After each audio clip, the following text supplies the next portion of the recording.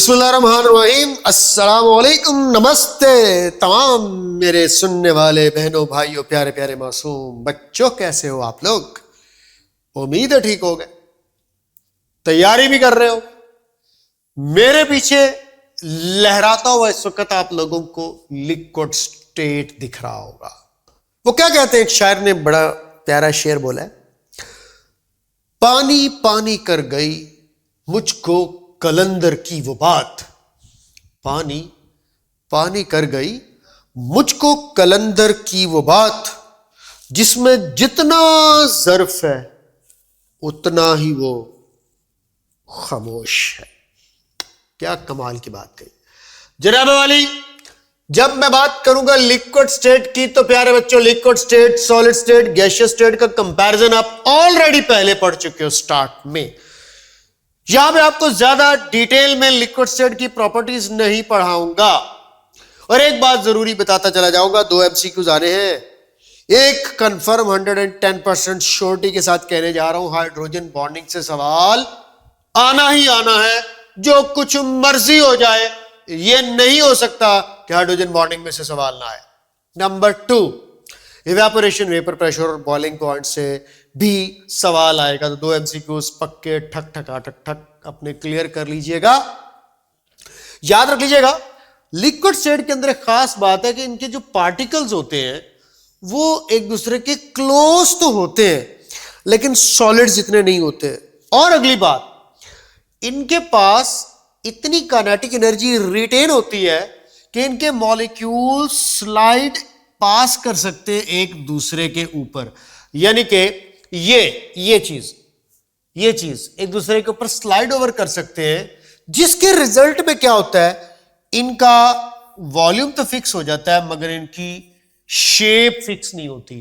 तो याद रख लीजिएगा, लिक्विड्स के पार्टिकल्स में आपको फिक्स्ड वॉल्यूम देखने को मिलता है मगर फिक्स्ड शेप देखने को नहीं मिलती।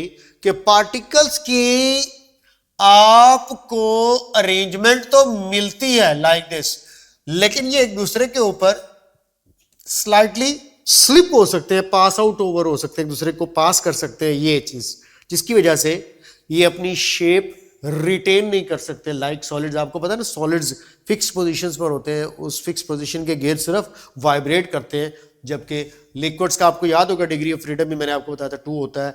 ये रोटेट और वाइब्रेट तो करेंगे मगर ये फ्रीली ट्रांसलेट नहीं कर सकते। यहां से लेकर मॉलिक्यूल अपनी मर्जी से वहां तक नहीं जा सकता, और इसकी वजह है इनके अंदर इंटरमॉलिक्यूलर फोर्सेस ऑफ अट्रैक्शन होती है। ये बात आप लोगों को स्टार्ट में पढ़ाई जा चुकी है। इंटर पार्टिकल के हवाले से बेटे फोर्सेस का जिक्र पहले भी हो चुका है, दोबारा भी हो रहा है। लिक्विड स्टेट के अंदर क्लोज पैक्ड होते हैं, और अब आप देख सकते हैं बड़े अच्छे तरीके से कि ये इंटरमीडिएट, याद रख लीजिएगा, ये इंटरमीडिएट फेज होती है। और एक मजेदार बात बताऊं आपको, चलो आओ, क्या याद रखोगे? मजेदार बात क्या है, आप लोगों से इन तीनों स्टेट्स ऑफ मैटर में से लीस्ट अबंडेंट ऑन अर्थ पूछे तो क्या बोलोगे? गैसियस स्टेट नहीं, सॉलिड स्टेट नहीं। आप कहेंगे सर एक मिनट, जमीन पर 70% पानी है। अरे खुदारा, जमीन पर 70% पानी होता ना तो जमीन हमारी पानी का बुलबुला होता। जो अर्थ की सरफेस है ना, वो 70% ओशन ने कवर की हुई है, बाकी 30% लैंड है। इसका हरगिज ये मतलब नहीं है कि जमीन 70% पानी से बनी हुई है, तो फिर तो वो बात ठीक हो जाती है कि जमीन पानी का बुलबुला है। तो प्यारे बच्चों, आपकी टेक्स्ट बुक में बाकायदा तौर पर इसकी रीजन भी लिखी हुई है, और ये पेपर में पूछा जाने वाला एक बड़ा इंपॉर्टेंट क्वेश्चन भी है। तो मैं क्या कहना चाह रहा हूं, liquid state is least abundant on earth. Least abundant state on earth है। कैसा? इसकी रीजन भी बताता हूं। Least abundant state on earth क्यों है? जैसा कि आप लोग जानते हो कि जब टेम्परेचर चेंज होता है तो लिक्विड स्टेट सॉलिड और गैसियस स्टेट में कन्वर्ट हो जाती है। टेम्परेचर को कम करने पर इसने सॉलिड स्टेट में चला जाना है, टेम्परेचर को ज्यादा करने पर इसने गैसियस स्टेट में इवेपोरेट हो जाना है। तो मैं कहना चाहता हूं least abundant state of matter का टैग क्यों लग रहा है? क्योंकि ये एग्जिस्ट करती है इन ए नैरो टेम्परेचर रेंज। तो याद रख लीजिएगा, नैरो टेम्परेचर रेंज में ये स्टेट एग्जिस्ट करती है। तो नैरो टेम्परेचर रेंज में एग्जिस्ट करने की वजह से ये आपको सबसे कम तादाद में मिलेगी। कहने का मतलब ये है कि अगर तुम लोग वाटर को, एक्वा को लिक्विड स्टेट में रखना चाहते हैं तो आपको एक मिनिमम टेम्परेचर मेंटेन करना पड़ेगा और एक मैक्सिमम टेम्परेचर मेंटेन करना पड़ेगा। तो लिक्विड स्टेट में वाटर के रहने के लिए मिनिमम टेम्परेचर क्या है, 0 डिग्री सेल्सियस, और मैक्सिमम टेम्परेचर क्या है, 100 डिग्री सेल्सियस। अगर 100 से आगे गए तो तुम्हें मिलेगी गैस, अगर 0 से नीचे आए तो तुम्हें क्या मिलेगा, सॉलिड स्टेट। इसका मतलब क्या हुआ कि एक लो और हाई टेम्परेचर की रेंज में एग्जिस्ट करने वाली, नैरो टेम्परेचर रेंज में एग्जिस्ट करने वाली स्टेट ऑफ मैटर कौन सी है, लिक्विड है। इसीलिए तो मैं कह रहा हूं कि लीस्ट अबंडेंट ऑन अर्थ का टैग लिक्विड स्टेट पर लगा हुआ है, लिक्विड स्टेट पर। ये बात याद रखना। और अब आगे आप लोगों को लेकर के चलूं तो kinetic molecular theory for liquids में फिर वही बात, पार्टिकल की मोशन बता दी, कांस्टेंट मोशन करेंगे, लेकिन ये रैंडम होगी, कोलाइड करेंगे एक दूसरे के साथ भी और वॉल्स ऑफ द कंटेनर के साथ भी। लेकिन ये गैसेस जितनी फ्री मूवमेंट नहीं होगी, क्योंकि गैसेस का डिग्री ऑफ फ्रीडम आप लोगों ने पढ़ा 3 होता है कि वो फ्रीली ट्रांसलेट भी कर सकते हैं। तो ये नहीं, आप लोगों को याद होगा लिक्विड्स के अंदर वो ब्राउनियन मूवमेंट होती है, ब्राउनियन। तो ये जो ब्राउनियन मूवमेंट होती है ये रैंडम मोशन को कहते हैं। इंटरमॉलिक्यूलर फोर्सेस पहले पढ़ा चुका हूं, क्लोज होने की वजह से स्ट्रॉन्ग अट्रैक्टिव फोर्सेस होती है, जैसे कि आप लिक्विड्स में हाइड्रोजन बॉन्डिंग पढ़ते हैं, डायपोल डायपोल फोर्सेस पढ़ते हैं, जो भी आपको पढ़ाऊंगा भी। और ये फोर्सेस इतनी स्ट्रॉन्ग होती हैं कि मॉलिक्यूल्स को एक दूसरे से मुकम्मल सेपरेट नहीं होने देती, लेकिन इतनी भी स्ट्रॉन्ग नहीं है कि इनको रिजिड इनफ कर दे कि ये सॉलिड की तरह फिक्स हो जाएं एक शेप के अंदर। तो ये वजह है कि फोर्सेस रीजनेबली स्ट्रॉन्ग का वर्ड यूज किया जाता है, वेरी स्ट्रॉन्ग का वर्ड यूज नहीं किया जाता। काइनेटिक एनर्जी और टेम्परेचर का इसमें भी डायरेक्ट रिलेशनशिप है। आपको पता है कि जैसे जैसे आप टेम्परेचर बढ़ाएंगे लिक्विड के पार्टिकल्स की काइनेटिक एनर्जी भी बढ़ती चली जाएगी, स्पीड बढ़ती चली जाएगी, और ये उन इंटरमॉलिक्यूलर फोर्सेस पर ओवरकम करेंगे और अल्टीमेटली एस्केप होकर कौन सी स्टेट में चले जाएंगे, गैसियस स्टेट में चले जाएंगे। तो आपने काइनेटिक एनर्जी और टेम्परेचर के डायरेक्ट रिलेशनशिप की बेस पर बात करी, जैसे कि मैंने प्रीवियस आपको नैरो टेम्परेचर रेंज का जिक्र करके दिखाया। इसके अलावा याद रख लें लिक्विड्स का डेफिनेट वॉल्यूम जरूर होता है, इनके अंदर एक फ्लो करने की एबिलिटी होती है जिसको फ्लूइडिटी कहते हैं। और मैं आपको बता दूं fluidity is the opposite of rigidity. तो आप लोगों ने पढ़ा था ना सॉलिड्स आर रिजिड, तो याद रख ले लिक्विड्स उसके मुकाबले में फ्लूइडिटी रखते हैं, तो रिजिडिटी का ऑपोजिट है फ्लूइडिटी के फ्लो करने की एबिलिटी। इसके अलावा आपको पता है कि ये इवेपोरेशन शो करते हैं और लिक्विड्स में डिफ्यूजन होती है, मैं बता चुका हूं। और डिफ्यूजन जो है लिक्विड्स में ऑस्मोसिस के टैग के साथ रखी जाती है कि मॉलिक्यूल्स का हायर कंसंट्रेशन से लो कंसंट्रेशन की तरफ मूव करना। इसके अलावा विस्कोसिटी, गाढ़ापन, इंटरमॉलिक्यूलर फोर्सेस की बुनियाद पर, उसकी स्ट्रेंथ की बुनियाद पर एक लिक्विड की प्रॉपर्टीज है, और लिक्विड की सरफेस पर एक थिन लेयर बन जाती है due to relatively more strong intermolecular forces, और उस थिन सरफेस को सरफेस टेंशन कहा जाता है, जिसकी वजह से मच्छर पानी के ऊपर बैठकर इंजॉय करता है और कहता है आज ब्लू है पानी पानी पानी पानी।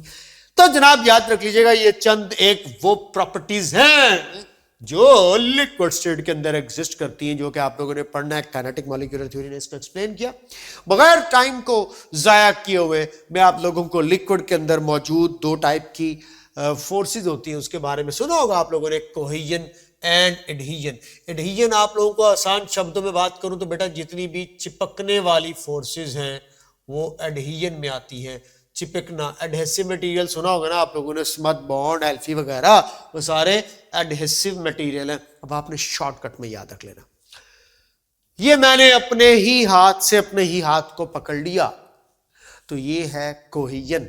और मैं अगर अपने हाथ से ये स्क्रीन को पकड़ रहा हूं तो ये है एडहीजन, यानी कि कोई भी दो अनलाइक स्पीशीज के दरमियान अट्रैक्शन अगर डेवलप हो तो वो एडहेसिव होती है।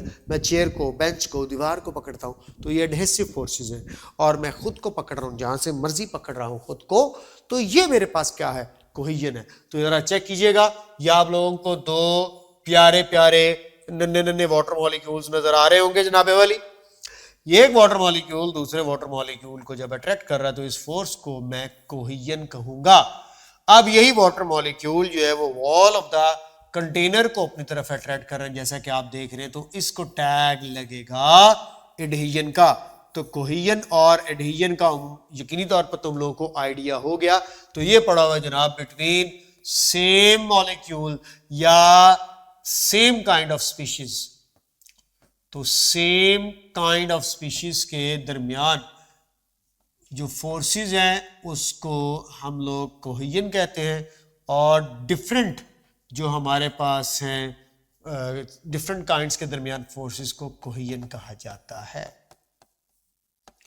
तो ये कोहिजन और एडहीजन को अपने माइंड में रखते हुए पता मैं आपको बताना चाहता हूं कि लिक्विड्स दो टाइप्स के होते हैं, याद रख लीजिएगा, ये बड़ा इंपॉर्टेंट क्वेश्चन है। कौन कौन सी दो टाइप्स के लिक्विड्स होते हैं? अब आप कहेंगे polar liquids, non polar liquids, बेटे वो उसकी नेचर की बेस पर टाइप्स है, लेकिन मैं यहां पर तुम लोगों को बता देना चाहता हूं, एक होते हैं वेटिंग लिक्विड्स जैसा कि वाटर वगैरह है, और दूसरे होते हैं नॉन वेटिंग लिक्विड्स जैसा कि मरकरी। बेटा नॉन वेटिंग और वेटिंग के बारे में याद रख लीजिएगा, ऐसे लिक्विड्स जो वॉल्स के साथ स्टिक करना जानते हैं, जो चीजों को गीला करना जानते हैं, वेट करना जानते हैं, उनको कहते हैं वेटिंग लिक्विड्स। और जो वॉल्स के साथ स्टिक नहीं करते बल्कि आपस में एक दूसरे के अपने ही मॉलिक्यूल्स के साथ स्टिक करने को प्रेफर करते हैं, अटैच होने को प्रेफर करते हैं, लगे रहने को, जुड़े रहने को प्रेफर करते हैं, वो होते हैं हमारे पास नॉन वेटिंग लिक्विड्स। तो मैं कहना चाहता हूं वेटिंग लिक्विड्स की एग्जाम्पल के अंदर वाटर है, अल्कोहल है। इसी तरह नॉन वेटिंग लिक्विड की एग्जाम्पल के अंदर मैं तुम लोगों को मरकरी मेटल, जो आपको पता है जिल लिक्विड है। अब इसकी रीजन के ऊपर पेपर में सवाल पूछ सकता है, तो याद रख लीजिएगा वेटिंग लिक्विड्स में जो एडहेसिव फोर्सेस हैं वो डोमिनेट करती हैं ऑन कोहेसिव फोर्सेस। तो ये बात अब भूलने वाली नहीं है। Adhesive when dominates over cohesive, you will tag that liquid as a wetting liquid, and on the other hand I am saying that if cohesive forces are dominant over adhesive forces, then you will tag that liquid as a non-wetting liquid। तो wetting और non-wetting liquid के दरमियान अगर तुम distinguish करना चाहते हो तो मैंने तुम्हें बता दिया, फैसला करेगा कोहिजन और एडहीजन फोर्स का रिलेटिवली एक दूसरे से स्ट्रांग होना या वीक होना। आगे चलना चाहूंगा।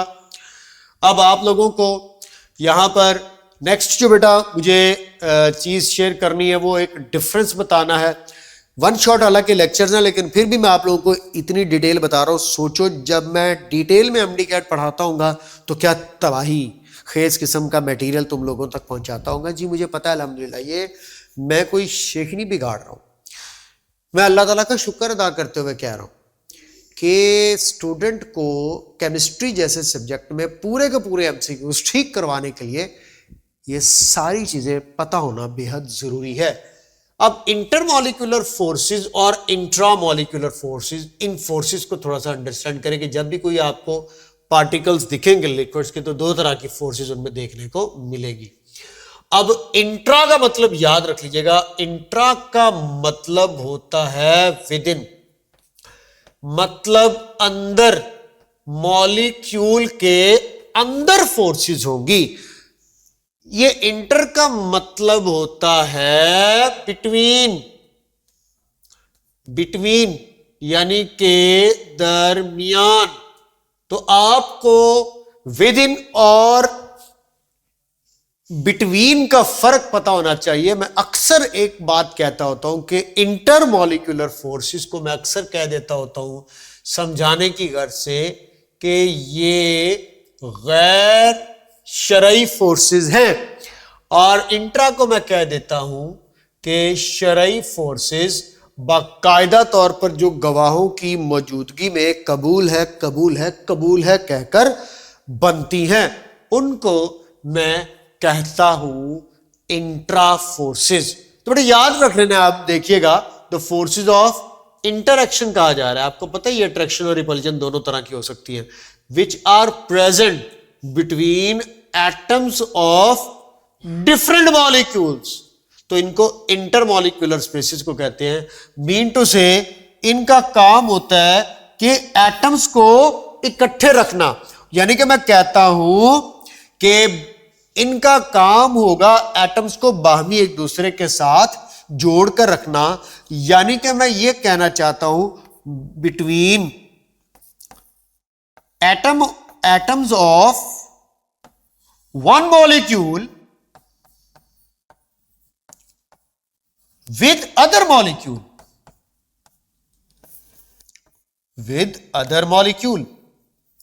तो एक मॉलिक्यूल के एटम्स की दूसरे मॉलिक्यूल के साथ फोर्स। यहां पर देखें तो फोर्स ऑफ अट्रैक्शन, अब ये मैं इंटरेक्शन नहीं कह रहा हूं, अट्रैक्शन, क्योंकि ये होती ही अट्रैक्शन है, इसमें रिपल्जन वाला सीन नहीं होता। Which are present between the atoms of same molecule, यानी कि मॉलिक्यूल के इनसाइड, नॉट बिटवीन, मॉलिक्यूल के अंदर। तो बेटा याद रख लीजिएगा ये कहलाती हैं इंट्रा मॉलिक्यूलर फोर्सेस, और इनका काम होता है किसी भी मॉलिक्यूल के एटम्स को जोड़कर रखना। तो क्लियरली देखें, these forces keep atoms of a molecule together. तो एमसीक्यू आए, which forces keeps molecules together, inter. Which forces keeps atoms of a molecule together, तो इंट्रा। अब आप लोगों को इंटर और इंट्रा वाली ये जो मैंने बात बताई, इसकी बेस पर अगर मैं आगे फर्दर इसकी एग्जांपल्स की तरफ जाना चाहूं तो मैं क्या बताना चाहूंगा आपको।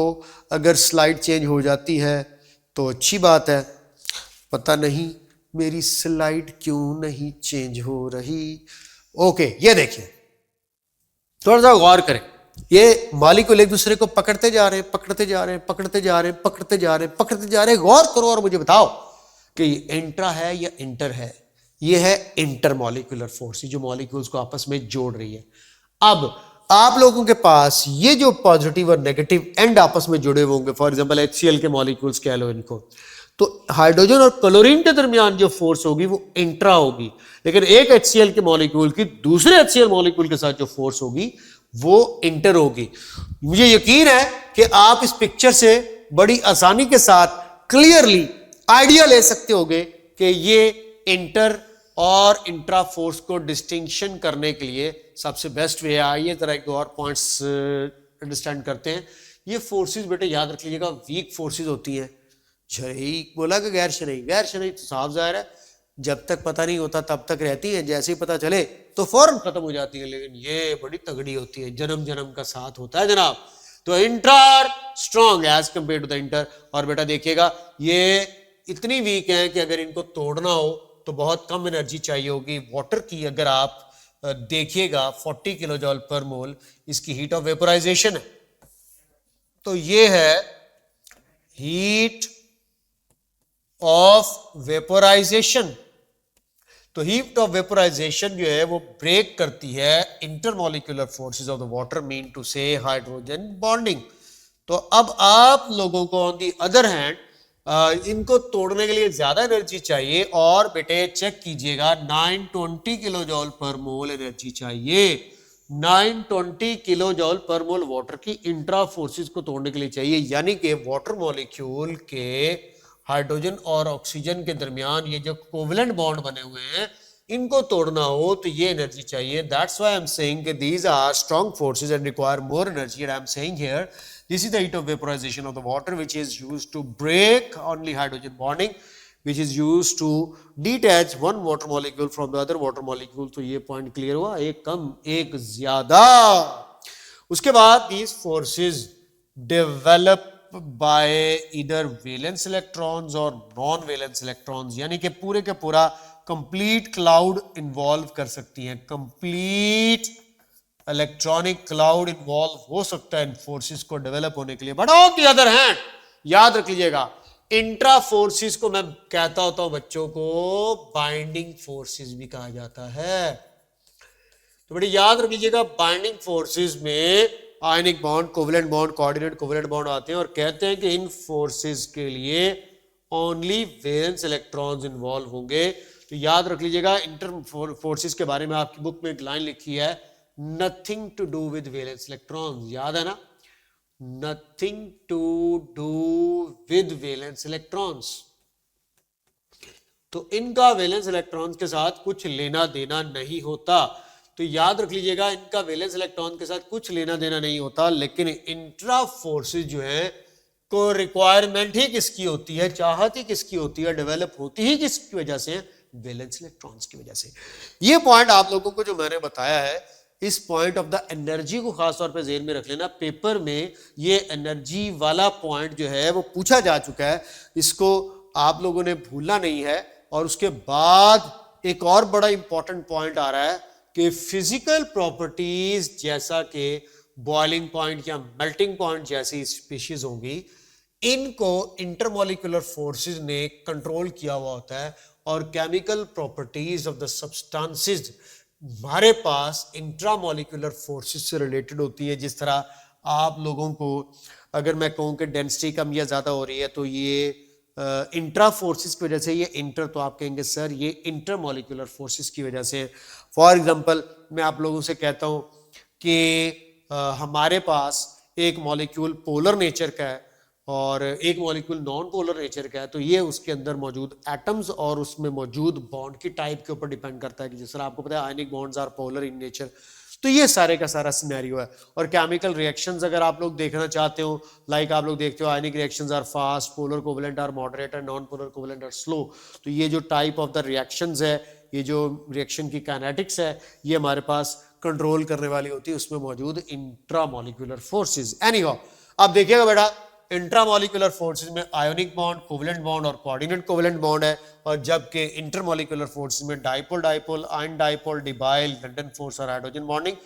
और एक बड़ी इंपॉर्टेंट बात मैं आप लोगों को कहना चाहता हूं इस फोर्स के बारे में, देखो मैंने मार्क कर लिया, कोई आपसे पूछे not a true intermolecular force, क्योंकि इसके अंदर मॉलिक्यूल्स इन्वॉल्व नहीं होते, एक आयन होता है और दूसरा मॉलिक्यूल होता है, इसलिए इसको कहा जाता है not a true intermolecular force, not a true intermolecular force.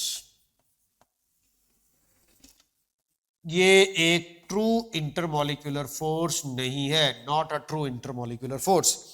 प्यारे बच्चों, अकल के कच्चों, मासूम बच्चों, आओ जरा एक पुरतपाक किस्म का वधिया सा एमसीक्यू तुम्हारे गोश गुजार करता हूं। और वो पुरतपाक और वधिया सा एमसीक्यू क्या, क्यों ना इन सारी फोर्सेस को तरतीब दिया जाए इनकी स्ट्रेंथ की बेस पर। तो आओ जरा बताता हूं, सबसे स्ट्रॉन्ग होता है आयोनिक बॉन्ड, उससे वीक होता है कोवेलेंट बॉन्ड, उससे वीक होता है कोऑर्डिनेट कोवेलेंट बॉन्ड। उसके बाद हमारे पास आ जाती हैं इंटरमॉलिक्यूलर फोर्सेस, और देखा गया कि इंटरमॉलिक्यूलर फोर्सेस में हमारे पास आयन डाइपोल फोर्स जो है वो रिलेटिवली तगड़ी है। कुछ जगहों पर हाइड्रोजन बॉन्डिंग को भी तगड़ा कहा गया है, हाइड्रोजन बॉन्डिंग उसके बाद है। उसके बाद डाइपोल, डाइपोल फोर्स की स्ट्रेंथ आती है। उसके बाद डी बाय फोर्स की स्ट्रेंथ आती है, और सबसे एंड पे आती है लंडन डिस्पर्शन फोर्सेस, जिसको आप लोग instantaneous dipole induced dipole forces भी कहते हैं। अब याद रख लीजिएगा, ये एक ऑर्डर है जो कि इन फोर्सेस की स्ट्रेंथ की बुनियाद पर बनाया गया है। अगर तुम लोगों को ये याद रह गया तो हो सकता है तुम्हारा एक आने वाला क्वेश्चन ठीक हो जाए। तो देखो, ionic bond, covalent bond, coordinate bond, ion dipole, hydrogen bonding, dipole dipole, डिबाय और लंडन डिस्पर्शन फोर्स, इसके अंदर स्ट्रेंथ वेरी कर सकती है। यानी कि ये एक जनरल सा ऑर्डर है, याद रख लीजिएगा। मैं बच्चों को कहता होता हूं कि इंटरमॉलिक्यूलर फोर्स में जरूरी नहीं है कि हाइड्रोजन बॉन्डिंग ही हमेशा स्ट्रांग हो, ये एक जनरल ऑर्डर है। जिस तरह वाटर की हाइड्रोजन बॉन्डिंग ने रूम टेम्परेचर पर उसको लिक्विड स्टेट में रखा हुआ है, लेकिन मैं कहता हूं कि अगर आप दूसरी तरफ जाएं, आयोडीन की लंदन डिस्पर्शन फोर्स ने रूम टेम्परेचर पर उसको क्या रखा हुआ है, सॉलिड। यानी कि आयोडीन का इतना बड़ा मैस और साइज है कि उसकी लंदन फोर्स हाइड्रोजन बॉन्डिंग से भी ज्यादा स्ट्रांग है। तो जनरली हाइड्रोजन बॉन्डिंग तगड़ी होती है, लेकिन स्पेसिफिकली इनमें से कोई भी एक फोर्स दूसरी फोर्स से ज्यादा स्ट्रांग हो सकती है, डिपेंड करती है nature to nature of the molecules. Anyhow, तो ये आप लोगों को एक ऑर्डर सिखाते हुए बताते हुए और मैं आगे बढ़ूं, अरे भाई ये क्या आ गया, यही है वो बात जो इंटर और इंट्रामॉलिक्यूलर फोर्स को समझने के लिए काफी है। बेटा ये अक्सर सिचुएशन आपको देखने को मिली होगी। आप और कुछ ना देखो इस तस्वीर में, सिर्फ दो लोगों की शक्लें देखो। ये भाई साहब की शक्ल देखो, मजाक खिरखरा कर दिया, और इस भाई साहब की शक्ल देखो। आपको 12 बजे हुए नजर आ रहे होंगे, इसके 24 बजे हुए नजर आ रहे हैं उसके, क्योंकि ये भाई साहब को प्रेजेंट किया जा रहा है गिफ्ट। जरा तशरीफ लाएं। आप ही मुस्कुरा रही हैं और इधर बतीसियां बिखर रही हैं और इधर बाछें खेल रही हैं, आप देख सकते हैं ये भाई साहब की बाछें। इसी तस्वीर के लिए तो किसी ने कहा था, वजूदे जन से है तस्वीर कायनात में रंग, इसी के सांस से है जिंदगी का सोज़े रूह। तो जनाबे वाली ये थी बात आपको सिर्फ बताने के लिए कि अगर आपको पेपर में फोर्सेस के हवाले से सवाल आए तो क्या क्या सवाल आ सकता है, कैसे कैसे आप लोगों ने इस कॉन्सेप्ट को लेकर के चलना है। आओ जरा वन बाय वन करके चंद एक इंटरमॉलिक्यूलर फोर्सेस को बताते हुए जो मेजर आपके सिलेबस के अंदर मौजूद है हाइड्रोजन बॉन्डिंग, उसकी तरफ जाना चाहूंगा। जैसा कि आपको दिख रहा होगा बेटे, डाइपोल डाइपोल फोर्सेस, जैसा कि नाम से जाहिर है ये फोर्सेस एक्चुअली 4 पोल्स के दरमियान होंगी। ये देखो, डाइपोल का मतलब 2 पोल तो आप करते हो बेटा, एक डाइपोल ये, एक डाइपोल ये, तो 2 और 2 कितने हुए, 4। तो ये देखिएगा, एक ये आप लोगों को बात सबसे पहले इंपॉर्टेंट चीज क्या है कि डाइपोल डाइपोल फोर्सेस कहां एग्जिस्ट करती है, between polar species, between polar species. तो पोलर स्पीशीज में ये फोर्सेस होती है और बिटवीन होती है परमानेंट पोल्स। परमानेंट पोल्स तब डेवलप होते हैं जब डिफरेंस ऑफ इलेक्ट्रोनेगेटिविटी होता है। आप लोगों ने पढ़े हुए ना पोलैरिटी और पोलराइजेबिलिटी, 2 चीजें।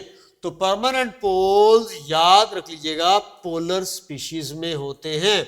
और मैं यहां पर बच्चों को बताना चाहता हूं कि परमानेंट पोल्स की वजह डिफरेंस ऑफ इलेक्ट्रोनेगेटिविटी होता है, जैसा कि आप लोगों को इस वक्त मैं बताता हूं कि यार ये रहा HCl का मॉलिक्यूल, जिसमें पार्शियल पॉजिटिव और पार्शियल नेगेटिव चार्जेस आपको दिखाए। हाइड्रोजन की इलेक्ट्रोनेगेटिविटी 2.1, क्लोरीन की इलेक्ट्रोनेगेटिविटी 3। तो इनकी इलेक्ट्रोनेगेटिविटी डिफरेंस की वजह से हाइड्रोजन पर पार्शियल पॉजिटिव और क्लोरीन पर पार्शियल नेगेटिव। इसी तरह इधर की हाइड्रोजन के ऊपर भी पार्शियल पॉजिटिव और इधर की क्लोरीन के ऊपर पार्शियल नेगेटिव। अब देखिएगा 2 पोल ये हैं और 2 पोल ये हैं। अब इन 2 पोल्स ने एक का पार्शियल पॉजिटिव दूसरे के पार्शियल नेगेटिव को अगर अपनी तरफ अट्रैक्ट कर रहा है तो बच्चा पार्टी, इस फोर्स को हम लोग कहेंगे डाइपोल डाइपोल फोर्स, जो कि स्ट्रेंथ वाइज डिपेंड करती है। याद रख लीजिएगा, इसकी स्ट्रेंथ का डायरेक्ट रिलेशनशिप होता है इलेक्ट्रोनेगेटिविटी के डिफरेंस के साथ। जितने पोल्स तगड़े होंगे उतना स्ट्रेंथ ज्यादा होगी, और पोल्स के तगड़े होने के लिए इलेक्ट्रोनेगेटिविटी का डिफरेंस ज्यादा होना चाहिए। और ये डायरेक्ट रिलेशनशिप रखकर बैठा होगा बॉइलिंग पॉइंट्स या melting points of the polar species के साथ। आप लोगों को इस वक्त देखो नीचे कार्बन मोनोऑक्साइड के दरमियान दिख रहे होंगे डाइपोल डाइपोल फोर्सेस, और कौन कौन से हर पोलर स्पीशी के अंदर आपको डाइपोल डाइपोल फोर्सेस देखने को मिलेंगी। जिस तरह देखें एग्जांपल में क्लोरोफॉर्म दिखाया, एसीटोन दिखाया। बेटा ये क्लोरोफॉर्म की क्लोरोफॉर्म के साथ, एसीटोन की एसीटोन के साथ, और इस तरह हाइड्रोजन ब्रोमाइड की हाइड्रोजन ब्रोमाइड के साथ। तो मैं कहना चाहता हूं कि अगर HCl हो, अगर HBr हो, अगर HI हो, तो इन सब हैलोजन एसिड्स में आपको डाइपोल डाइपोल फोर्स देखने को मिलेगी, लेकिन HF को एक्सक्लूड कर देंगे क्योंकि उसमें हाइड्रोजन बॉन्डिंग होती है। इसी तरह मैं बच्चों को ये कहना चाहता हूं कि आपसे कोई कहे कि सल्फर डाइऑक्साइड एक पोलर गैस है, इसमें कौन सा टाइप की फोर्सेस डेवलप होंगी। तो बेटा जहां पर पोलर स्पीशी होगी, जैसा कि आप जानते हैं इलेक्ट्रोनेगेटिविटी के डिफरेंस की बुनियाद पर ये इन पर पार्शियल पॉजिटिव और पार्शियल नेगेटिव चार्जेस होंगे। तो सल्फर डाइऑक्साइड के मॉलिक्यूल के साथ जो फोर्स ऑफ अट्रैक्शन डेवलप होगी वो होगी डाइपोल फोर्स। अब इन एग्जांपल्स को माइंड में रखते हुए मैं आगे बढ़ना चाहूंगा। तो बच्चों एक जो नॉट ट्रू इंटरमॉलिक्यूलर फोर्स थी आयन डाइपोल, उसके ऊपर भी आपको बताता चला जाऊं। ये फोर्सेस होती हैं between ions and polar species के, between ionic species and polar species. जिस तरह सोडियम क्लोराइड को आप वाटर में डिसॉल्व करते हो, सोडियम आयन अलग हो जाते हैं, क्लोराइड आयन अलग हो जाते हैं, सोडियम आयन के गिर्द वाटर मॉलिक्यूल्स आ जाते हैं, क्लोराइड आयन के गिर्द वाटर मॉलिक्यूल्स आ जाते हैं और आयनिक कंपाउंड्स वाटर में सॉल्युबल हो जाते हैं। तो आयनिक कंपाउंड्स के वाटर में सॉल्युबल होने की वजह आयन डाइपोल फोर्सेस हैं। और बेटे मैं बच्चों आपको ये बात बताता चला जाऊं जो आप लोगों ने भूलनी नहीं है, अच्छे से याद रख लेनी है कि इन फोर्सेस को हाइड्रेशन फोर्सेस भी कहेंगे अगर पोलर स्पीशी वाटर होगी। Hydration forces. तो कोई आपसे कहे कि ionic compounds are water soluble due to which forces, तो बेटा ये एमसीक्यू आ चुका है, तो याद रख लीजिएगा ionic species are water soluble due to dipole forces. Ionic species are water soluble. तो आयनिक स्पीशीज क्यों वाटर सोलुबल है? इसकी वजह है हाइड्रोजन बॉन्डिंग, नहीं डाइपोल नहीं, क्या आयन डाइपोल फोर्सेस। तो बेटा देखिएगा सोडियम आयन को वाटर मॉलिक्यूल्स ने आपके आंखों के सामने सराउंड किया। आप चेक करो वाटर मॉलिक्यूल्स सोडियम आयन को अपनी पार्शियल नेगेटिवली चार्ज ऑक्सीजन की तरफ से सराउंड करेंगे। इसी तरह आप लोग देखें कोई भी वाटर मॉलिक्यूल अगर सोडियम आयन को अट्रैक्ट करने के लिए आएगा तो अपनी पार्शियल नेगेटिवली चार्ज ऑक्सीजन की तरफ से आएगा। ये जिंक आयंस भी अगर अट्रैक्ट होंगे तो इस वजह से यहां पर आपको वाटर दिखना चाहिए था, जो कि यहां पर आप लोगों को मैंने हाइड्रोजन लगाकर दिखाया। तो बेटा जिंक आयंस अगर अट्रैक्ट हो रहे होंगे, अब आप जरा थोड़ा सा गौर फरमा ले कि हाइड्रोजन ये इस तरह से आपको डायग्राम बना के देगा। बेटा ये करेक्ट डिस्क्रिप्शन होगी या ये करेक्ट डिस्क्रिप्शन होगी? इस तरह से आपको राइट और रॉन्ग डिमॉन्स्ट्रेशन की बेस पर भी सवाल आ सकता है। तो बेटे जिंक आयंस को ऑक्सीजन वाली साइड से अट्रैक्ट किया जाएगा, ना कि हाइड्रोजन वाली साइड से अट्रैक्ट किया जाए। इस चीज को अच्छे तरीके से माइंड में रख लीजिएगा कि आपको पेपर में पूछ सकता है कि यहाँ पर अगर मैं ये दो हाइड्रोजन एटम्स लगा दूं तो बेटा हाइड्रोजन एटम्स तो पोलर नहीं ना होते, इसलिए हाइड्रोजन एटम्स नहीं होंगे। अगर होंगे तो वाटर मॉलिक्यूल्स होंगे, और अगर वाटर मॉलिक्यूल्स भी होंगे तो वो अपने पार्शियल नेगेटिवली चार्ज ऑक्सीजन की तरफ से जिंक आयंस को अट्रैक्ट करेंगे। ऑन दी अदर हैंड इधर आ जाओ। अब यहाँ पर आपको क्रिस्टल क्लियर पिक्चर नजर आ रही होगी कि ये रहे क्लोराइड आयंस, और क्लोराइड आयंस अगर वाटर मॉलिक्यूल्स की तरफ अट्रैक्शन शो करेंगे तो इसके पीछे इन्वॉल्व होने वाली ये जो फोर्सेस डॉटेड के साथ मैं शो कर रहा हूं, इनको आयन डाइपोल फोर्सेस कहते हैं। और इस चीज को अच्छे से माइंड में रखें। इसकी एग्जांपल्स में आप देखो, आपसे कोई कहे कि कैल्शियम क्लोराइड प्लस वाटर में बताओ कौन सी फोर्सेस होंगी, तुम्हें पता होना चाहिए। सोडियम क्लोराइड प्लस वाटर में कौन सी फोर्सेस होंगी, तुम्हें पता होना चाहिए। पोटेशियम क्लोराइड प्लस वाटर में तुमसे पूछे तो कौन सी फोर्सेस होंगी। इसी तरह hydrogen ion and water molecules में कौन सी फोर्सेस होंगी। तो ये बात आप लोगों ने भूलनी नहीं है, अच्छे तरीके से याद रख लेनी है। ओके जी, आयन डाइपोल फोर्सेस के बाद हम लोग चलते हैं डाइपोल इंड्यूस्ड डाइपोल फोर्सेस। याद रख लीजिएगा, नाम से जाहिर है एक तो इसमें हमारे पास डाइपोल ही होगा और दूसरा इसमें देखें इंड्यूस्ड डाइपोल है। याद रख लें ये फोर्सेस होंगी पोलर स्पीशीज में एंड नॉन पोलर स्पीशीज में। तो पोलर और नॉन पोलर स्पीशीज, वो देखें वाटर पोलर, और ये देखें आपके पास ऑक्सीजन नॉन पोलर। तो बच्चा पार्टी यहां पे आपको ऑक्सीजन दिख रही है और ये आपको वाटर दिख रहा है। तो जरा आप लोग खुद से गौर कीजिएगा कि ऑक्सीजन नॉन पोलर है और वाटर पोलर है, कैसे ये एक दूसरे की तरफ लपके, अब एक दूसरे की तरफ लपकते कैसे, इसको समझिएगा। सबसे पहले तो याद रख लें, पोलर और नॉन पोलर के साथ पॉइंट है कि परमानेंट पोल के दरमियान और टेम्परेरी पोल के दरमियान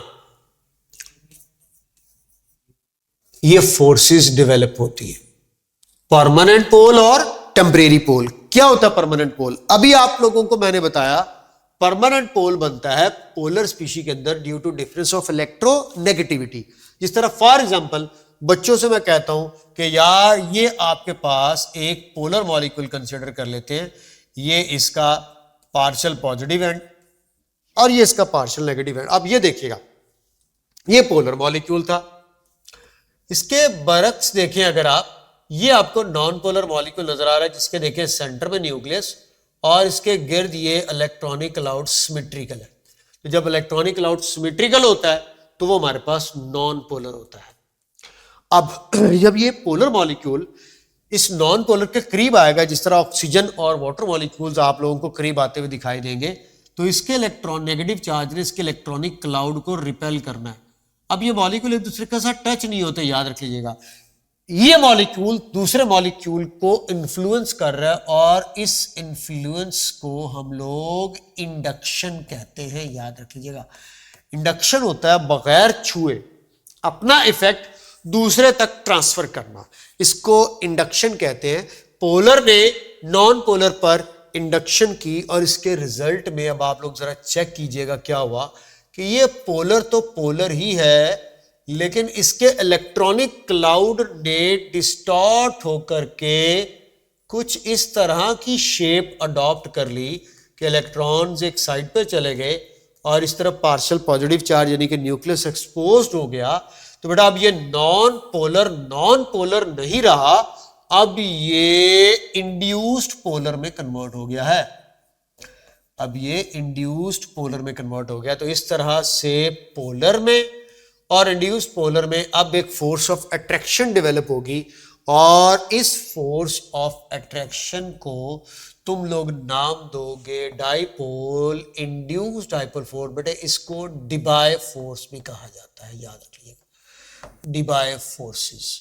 और याद रख लीजिएगा डिबाय फोर्सेस को वॉन्डरवॉल फोर्सेस में भी इंक्लूड करते हैं। और आपको पता है वॉन्डरवॉल वैसे तो कोई भी फोर्स हो सकती है इंटरमॉलिक्यूलर, लेकिन वॉन्डरवॉल में स्पेसिफिकली जब नॉन पोलर स्पीशीज इन्वॉल्व हो जाती हैं तो ऐसी फोर्स को हम लोग वॉन्डरवॉल फोर्स कहते हैं। अक्सर बच्चे मुझसे पूछते हैं सर ये वॉन्डरवॉल फोर्स कौन सी होती है?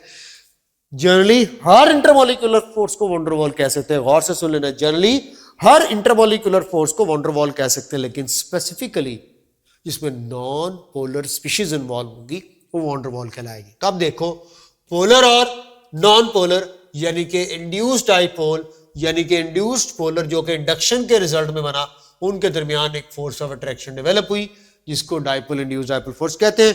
हमारी टेक्स्ट बुक में उसकी कोई एग्जांपल नहीं है, लेकिन अब आपको एग्जांपल की क्या जरूरत है, कॉन्सेप्ट क्लियर हो गया। तो ये देखो ऑक्सीजन को अगर वाटर में डिसॉल्व कर रहे होगे, कार्बोनेटेड वाटर आपने देखा ही होगा, कार्बन डाइऑक्साइड और वाटर की डेवलपमेंट है।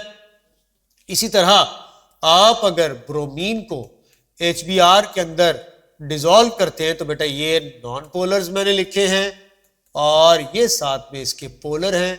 इसी तरह बेटे अगर आप लोगों को ये बात समझ आ चुकी है कि एक स्पीशी अगर नॉन पोलर हो तो आप उसको भी बिगाड़ कर जो है वो कन्वर्ट कर सकते हैं किसमें, नॉन पोलर में। तो ये बात बिल्कुल उस तरह है, समझना आप लोगों को कि आपका एक दोस्त है जो नमाजें नहीं पढ़ता, रोज़े नहीं रखता, अच्छे काम नहीं करता, आप कहते हैं कि यार मैं कुछ दिन उसके साथ हॉस्टल में गुजारता हूं और उसको राह रास्त पर लेकर आता हूं। अब वो है बिगड़ा हुआ पोलर और आप हैं शरीफ यानी कि नॉन पोलर। ये है आपका दोस्त बिगड़ा हुआ और ये हैं आप शरीफ। अब खुद देख ले क्या अंजाम होना है आपका। कुछ दिन जब आपने इकट्ठे रहना है तो वो तो बिगड़ा ही रहेगा, आपको भी बिगाड़ देगा। तो एक पोलर नॉन पोलर को पोलर बना सकता है, एक नॉन पोलर पोलर को नॉन पोलर नहीं बना सकता। क्या सुना? जरा 3 दफा रिपीट करके बुलाएं। जी तो पाकिस्तान की तरफ से आपको बाइक मिलेगी। एक पोलर नॉन पोलर को पोलर बना सकता है, एक नॉन पोलर पोलर को नॉन पोलर नहीं बना सकता। पोलर नॉन पोलर को पोलर बना सकता है, नॉन पोलर पोलर को नॉन पोलर नहीं बना सकता। पोलर नॉन पोलर को पोलर बना सकता है, नॉन पोलर पोलर को नॉन पोलर नहीं बना सकता। कैसा जनाब? उम्मीद है आपको ये बात समझ में आई होगी कि डाइपोल, इंड्यूस्ड डाइपोल फोर्सेस और डिबाई फोर्सेस ने आपको एग्जांपल्स के साथ जब बात को समझा दिया, तो आइए जरा चलते हैं अब हम instantaneous dipole and induced dipole forces, जिनको लंदन फोर्सेस भी कहा जाता है, यानी कि दो शरीफ लोगों के दरमियान भी फोर्सेस ऑफ अट्रैक्शन डेवलप हो सकती है। शरीफ वही है जिसको मौका नहीं मिला। तो बेटा याद रखिएगा, दो हीलियम दुनिया के सबसे प्यारे, मासूम और शरीफ मॉलिक्यूल भी एक दूसरे को अट्रैक्ट कर रहे हैं। उफ, क़यामत की निशानियों में से एक निशानी है। खैर, इंस्टेंटेनियस डाइपोल एक लम्हाती डाइपोल को कहते हैं। इंड्यूस डाइपोल जो है उसके रिजल्ट में इंडक्शन के थ्रू बनने वाले डाइपोल को कहते हैं। तो मैं कहना चाहता हूं कि species found between temporary poles, तो यहां पर दोनों ही पोल्स टेम्परेरी होंगे। तो टेम्परेरी पोल्स में एग्जिस्ट करने वाली फोर्सेस को ये बोला जाता है, और ये found in non polar species, found in non polar species. मैं ये बात लिख तो देता हूं, लेकिन मैं बच्चों को एक बात क्लियर करता हूं कि एक्चुअली ये हर टाइप के मॉलिक्यूल में होगी, चाहे पोलर चाहे नॉन पोलर, लेकिन डोमिनेट्स किसमें करेगी? नॉन पोलर में। तो ये बात क्लियर कट वे में। अब एक्चुअली होता क्या है, इस चीज को अगर आप लोग समझना चाहते हो तो बेटा आप लोगों को ये बात मैं सिंपली समझा सकता हूं कि नॉन पोलर मॉलिक्यूल्स जो हैं वो डाइपोल में कन्वर्ट होंगे। तो बेटा सबसे पहले मुझे ये बताएं, एक नॉन पोलर डाइपोल में कन्वर्ट कैसे होगा as a result of polarisation. What is polarisation? Distortion of electronic cloud. अब ये डिस्टॉर्शन ऑफ इलेक्ट्रॉनिक क्लाउड होनी कैसे है? आओ जरा इस नॉन पोलर के गिर्द एक और नॉन पोलर मॉलिक्यूल लेकर के आता हूं, जिसका इलेक्ट्रॉनिक क्लाउड इस तरह से आपको सिमेट्रिकल दिख रहा है। जब ये एक दूसरे के करीब आएंगे तो दोनों में से किसी एक का क्लाउड अपनी जगह से लाजमी हटेगा उस रिपल्जन को ओवरकम करने के लिए। तो ये देखें, दोनों में से जिसका इलेक्ट्रॉनिक क्लाउड एक साइड को हो जाएगा, ये देखिएगा, चेक कीजिएगा, पहले इलेक्ट्रॉनिक क्लाउड सिमेट्रिकल था, अब इलेक्ट्रॉनिक क्लाउड एक साइड पर हो गया, जिसकी वजह से अब ये डाइपोल बन गया। ये जो पहले डाइपोल बनता है इसको कहते हैं इंस्टेंटेनियस डाइपोल, और ये टेम्परेरी डाइपोल होता है, टेम्परेरी पोल होता है। जब तक इलेक्ट्रॉनिक क्लाउड डिस्टॉर्ट रहेगा तब तक ये एग्जिस्ट करेगा। अब देखें, इस इंस्टेंटेनियस डाइपोल ने क्या करना है, अब इस नॉन पोलर, ये भी नॉन पोलर था, ये भी नॉन पोलर था, तो दो नॉन पोलर में से एक तो बन गया इंस्टेंटेनियस डाइपोल। अब ये देखिए, ये जो डाइपोल बना है, इस डाइपोल ने इस नॉन पोलर पर अपना इन्फ्लुएंस झाड़ना है। ये बिल्कुल अब वो डिबाई फोर्स वाला सीन आ गया। अब इस डाइपोल जो कि इंस्टेंटेनियस डाइपोल था, इसने दूसरे वाले नॉन पोलर पर जब इलेक्ट्रॉनिक क्लाउड की अट्रैक्शन और रिपल्जन वाला सीन जनरेट करना है, तो जरा देखिएगा, इसका ये जो पार्शियल पॉजिटिव चार्ज है, ये इसके इलेक्ट्रॉन्स को अब अपनी तरफ अट्रैक्ट कर लेगा। तो इसका यहाँ पर देखें, इलेक्ट्रॉनिक क्लाउड आपको बिल्कुल सिमेट्रिकल नजर आ रहा है। यहां पर आकर देखें, इसका भी इलेक्ट्रॉनिक क्लाउड अनसिमेट्रिकल हो जाएगा, और ये इलेक्ट्रॉनिक क्लाउड इसके पार्शियल पॉजिटिव चार्ज की तरफ लपकेगा। तो ये डाइपोल था, और अब ये इंड्यूस्ड डाइपोल में कन्वर्ट हो गया। तो इसका मतलब है कि एक इंस्टेंटेनियस डाइपोल ने एक नॉन पोलर को इंडक्शन के थ्रू, एक इंस्टेंटेनियस डाइपोल ने एक नॉन पोलर को इंडक्शन के थ्रू इंड्यूस्ड डाइपोल में कन्वर्ट कर दिया, और इस तरह से इस इंस्टेंटेनियस डाइपोल और इंड्यूस्ड डाइपोल के दरमियान ये जो फोर्स ऑफ अट्रैक्शन डेवलप होगी, जो एक की पार्शियल पॉजिटिव और नेगेटिव को अट्रैक्ट करेगी, इसको बोला जाएगा लंदन डिस्पर्शन फोर्स, जिसको फ्रिट्ज लंदन ने 1930 में डिस्कवर किया था। क्या कहते हैं इसके बारे में? हम तो डूबे हैं सनम, तुमको भी ले डूबेंगे, कि तुमने मुझे बिगाड़ा तो मैं भी तुम्हें जरूर बिगाड़ूंगा, और उसके बाद फिर हम दोनों एक दूसरे के साथ बिगड़ करके अट्रैक्शन डेवलप करेंगे। तो बच्चा पार्टी, आओ जरा लंदन फोर्सेस के एक दो पॉइंट्स पढ़ते हैं कि ये वीकेस्ट अमंग ऑल बोली जाती हैं। इनको याद रख लीजिएगा, टेम्परेरी अट्रैक्टिव फोर्सेस भी कहा जाता है। इनको एक नाम दिया जाता है मोमेंट्री फोर्सेस ऑफ अट्रैक्शन। याद रखिएगा, पेपर में आए मोमेंट्री इंटरमोलिकुलर फोर्स कौन सी है, तो आप लोगों ने कहना है मोमेंट्री इंटरमोलिकुलर फोर्स जो है वो लंदन डिस्पर्शन फोर्स है। तो ये these forces sometimes called induced dipole interaction। बड़ा induced dipole यहां पर नहीं कहना चाहिए था, instantaneous dipole कहना चाहिए, लेकिन समटाइम्स इसको हम कह सकते हैं इंस्टेंटेनियस डाइपोल की बजाय इंड्यूस्ड डाइपोल। तो instantaneous dipole induced dipole attraction कहते हैं। मोमेंट्री का वर्ड बोल दिया। फ्रिट्ज लंदन ने 1930 के अंदर इसको जो है वो डिस्कवर किया था। अब काम की बात की तरफ चलूं, पेपर में सवाल क्या आएगा? सवाल ये आएगा वो फैक्टर्स क्या हैं जो लंदन फोर्सेस को इफेक्ट करते हैं। तो मैं बच्चों को अक्सर कहता हूं, यार strength of the London forces totally depend कर रही है किस पर? हमारे पास मेजर फैक्टर है एक जो कि होता है पोलराइजेबिलिटी। आपको पता है ना पोलराइजेबिलिटी क्या होती है? Ability to become polar, ability to become polar on the basis of size, on basis of size, size के ऊपर डिपेंड करते हुए।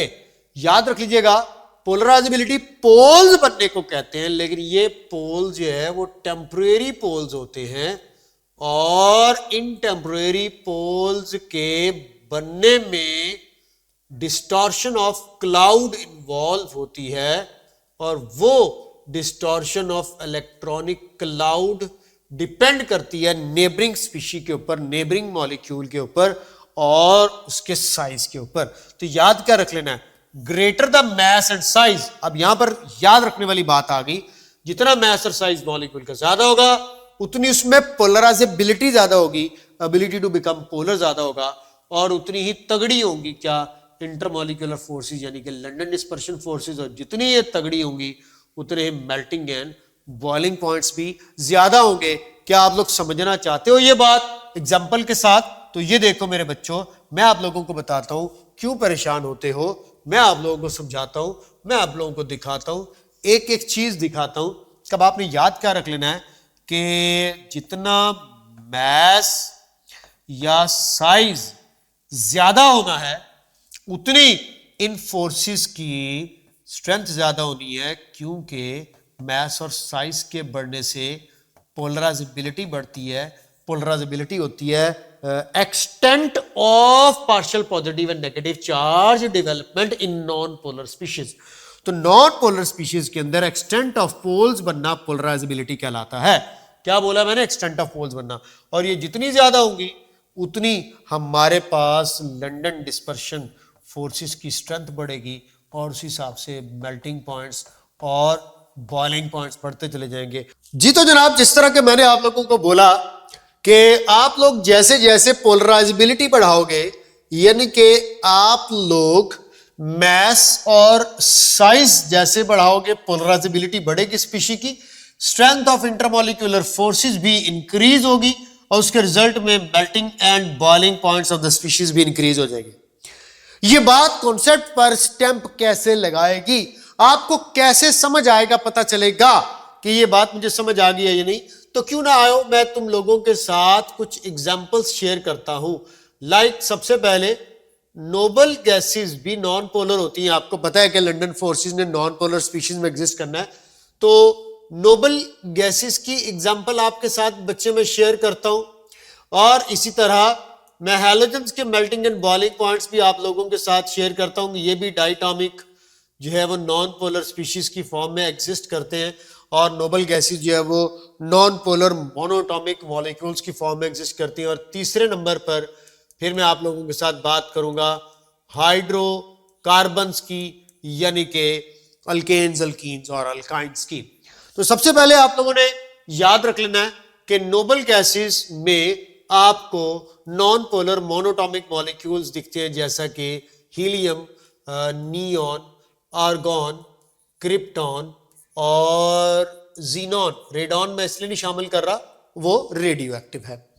अब जैसा कि आप लोग जानते हैं कि जैसे आप हीलियम से लेकर ऑनवर्ड आगे चलेंगे, मैथ तो आपको पता ही कि हीलियम का 4 है, नियॉन का 20 है, तो इनके मैथ के साथ साथ साइजेस भी इंक्रीज होते चले जाएंगे, और जैसे जैसे मैथ के साथ साथ साइजेस इंक्रीज होंगे, पोलराइजेबिलिटी बढ़ेगी और स्ट्रेंथ ऑफ इंटरमॉलिक्यूलर फोर्सेस बढ़ती चली जाएगी, और उसी हिसाब से इनके मेल्टिंग एंड बॉइलिंग पॉइंट्स भी इंक्रीज होते चले जाएंगे। तो आप लोग देख सकते हैं कि हीलियम से लेकर जीनॉन तक अगर आपसे कोई पूछे कि maximum melting and boiling point किसका है, तो आप डेफिनेटली जीनॉन का कहेंगे। मैक्सिमम पोलराइजेबिलिटी जीनॉन की, मैक्सिमम लंडन डिस्पर्शन फोर्सेस की स्ट्रेंथ भी जीनॉन की। इसके बाद हम लोग चलते हैं हैलोजेंस की तरफ। हैलोजेंस आपको पता है डाइटॉमिक मॉलिक्यूल्स होते हैं, जिस तरह फ्लोरीन, क्लोरीन, ब्रोमीन और आयोडीन की बात की जाए। और आप लोग बहुत अच्छे तरीके से जानते हैं कि यार कोई आपसे पूछे कि फ्लोरीन और क्लोरीन दोनों गैसियस स्टेट में है, और ब्रोमीन लिक्विड स्टेट में है, और आयोडीन सॉलिड स्टेट में है, तो इसके सॉलिड स्टेट में एग्जिस्ट करने की वजह क्या है? वही वजह है जो अभी हम लोग पढ़ के आ रहे हैं। वही वजह है कि जैसे जैसे आप फ्लोरीन से क्लोरीन, ब्रोमीन और आयोडीन की तरफ जाएंगे, इनके साइजेस इंक्रीज होते चले जाएंगे। फ्लोरीन के बाद क्लोरीन का साइज उससे ज्यादा होगा, ब्रोमीन का साइज उससे भी ज्यादा होगा, और आयोडीन उससे भी ग्रेटर साइज के अंदर एग्जिस्ट करेगा, जिसके रिजल्ट में आपको फ्लोरीन से, क्लोरीन से, ब्रोमीन से आयोडीन की तरफ जाते हुए मेल्टिंग एंड बॉइलिंग पॉइंट्स बढ़ते चले जाएंगे due to increase in the polarisability and strength of London forces. इसी तरह मैं कहता हूं यार हाइड्रोकार्बन्स की बात करें तो आप लोग अब मुझे खुद बताएं कि अगर मीथेन से ईथेन और फिर प्रोपेन और ब्यूटेन की तरफ अगर हम लोग चलना शुरू हो जाए, तो मीथेन का मास आपको पता है 16, और इसमें 5 एटम्स हैं। ये इथेन का मास जो है वो 30 और 8 एटम्स हैं, और प्रोपेन का मास 44 और इसमें 11 एटम्स हैं। तो अब आप खुद मुझे बताएं कि किसका मास साइज पोलराइजेबिलिटी ज्यादा होगा, मीथेन से इथेन और फिर प्रोपेन। यही वजह है कि यहां पर प्रोपेन का मेल्टिंग एंड बॉइलिंग पॉइंट ज्यादा। तो फिर क्या तय करें? ये तय करेंगे कि हाइड्रोकार्बन्स में कार्बन नंबर अगर बढ़ेगा तो लंदन डिस्पर्शन फोर्सेस की स्ट्रेंथ बढ़ेगी, और लंदन डिस्पर्शन फोर्सेस की स्ट्रेंथ अगर बढ़ेगी तो मेल्टिंग एंड बॉइलिंग पॉइंट्स भी ऑटोमेटिकली इंक्रीज होते चले जाएंगे। Okay, done. इसके बाद आओ जरा एक और मजे की बात आपके साथ शेयर करता हूं। आप लोगों ने शायद सुना हो स्ट्रेट चेन और ब्रांच चेन के बारे में। तो क्या सुना कि जो स्ट्रेट चेन हाइड्रोकार्बन्स होते हैं, स्ट्रेट चेन हाइड्रोकार्बन्स के ज्यादा होते हैं melting and boiling points as compare to branched chain. इसकी वजह क्या होती है? इसकी वजह होती है कि चेन जितनी स्ट्रेट होती है उतना सरफेस एरिया ज्यादा मिलता है, उतनी इंटरएक्शन साइट्स ज्यादा मिलती हैं मॉलिक्यूल्स के एटम को एक दूसरे के साथ इंटरैक्ट करके फोर्स ऑफ अट्रैक्शन डेवलप करने के लिए। बात समझ आई? आओ जरा आप लोगों को इस बात को एक छोटी सी डायग्राम के थ्रू समझाता हूं। जरा देखिएगा, 1 2 3 4 5 6 7 और 8 एटम्स की मैंने एक स्ट्रेट चेन बना दी। इसी तरह देखिएगा, मैंने इसके पैरेलल एक और बनानी है, 1 2 3 4 5 6 7 और 8। ये है स्ट्रेट चेन में 8 कार्बन जुड़े हुए। अब इसी का एक ब्रांच स्ट्रक्चर आपको बना के दिखाता हूं। 1 2 3 4 और ये 5। एक इधर ब्रांच बना देता हूं, एक इधर ब्रांच बना देता हूं और एक इधर ब्रांच बना देता हूं। अब इसको जरा बुलाया करें, 1 2 3 4 और 5। अब आप खुद फैसला कीजिएगा एक ऐसा ब्रांच चेन हाइड्रोकार्बन है और एक ऐसा स्ट्रेट चेन हाइड्रोकार्बन है। तो जो जितना स्ट्रेट चेन होता है उसके अंदर उतना सरफेस एरिया और इंटरएक्शन साइट्स ज्यादा मिलती हैं मॉलिक्यूल्स को डेवलप होने के लिए। ये देखें, ये जो जितने सारे का सारा सरफेस एरिया है ये लंदन डिस्पर्शन फोर्सेस को डेवलप करने में इन्वॉल्व होगा। बल्कि यहां पर देखेंगे तो यहां पे आपको रिलेटिवली कम एरिया नजर आ रहा है जिसमें आपको रिलेटिवली वीक लंदन फोर्सेस देखने को मिलेगी। तो तय कर लें स्ट्रेट चेन के high boiling points and melting points होते हैं एज कंपेयर टू ब्रांच्ड, और ब्रांच के लो बॉइलिंग पॉइंट्स देखने को मिलते हैं। अच्छा, इसमें भी बड़ी और इंटरेस्टिंग चीजें होती हैं। इसमें मैं अक्सर बच्चों को एग्जाम्पल में ये कहता हूं कि ब्रांच अगर स्टार्ट में लगी हो तो मिड में लगी हो तो उसके ऊपर भी स्लाइट वेरिएशन आती है मेल्टिंग एंड बॉइलिंग पॉइंट्स के अंदर। लेकिन खैर वो डिटेल में जब कभी लेक्चर्स आप लोगों को देखने को मिलेंगे तो उसमें आप लोगों को वो पॉइंट्स बताऊंगा और इसके अलावा भी बहुत सारे पॉइंट्स हैं। तो इस तरह से आप लोगों को मैंने नोबल गैसेस के अंदर, हैलोजेंस के अंदर और हाइड्रोकार्बन्स के अंदर डिफरेंट किस्म के strength of the intermolecular forces की बुनियाद पर मेल्टिंग एंड बॉइलिंग पॉइंट्स की वेरिएशन दिखाई। तो ये थी इंटरमॉलिक्यूलर फोर्सेस के हवाले से एक वीडियो लेक्चर। अब मेरा जो नेक्स्ट वीडियो लेक्चर है वो काफी ज्यादा इंपॉर्टेंट होने जा रहा है, क्योंकि इस वीडियो लेक्चर के अंदर मैं आप लोगों को हाइड्रोजन बॉन्डिंग पढ़ाने जा रहा हूं। और हाइड्रोजन बॉन्डिंग ही वो इंटरमॉलिक्यूलर फोर्स है जिसका पेपर में सबसे ज्यादा बार सवाल आता है। तो don't forget to watch my video lecture on hydrogen bonding, जो कि आप लोगों को बहुत मजा देने वाला है। Bye bye.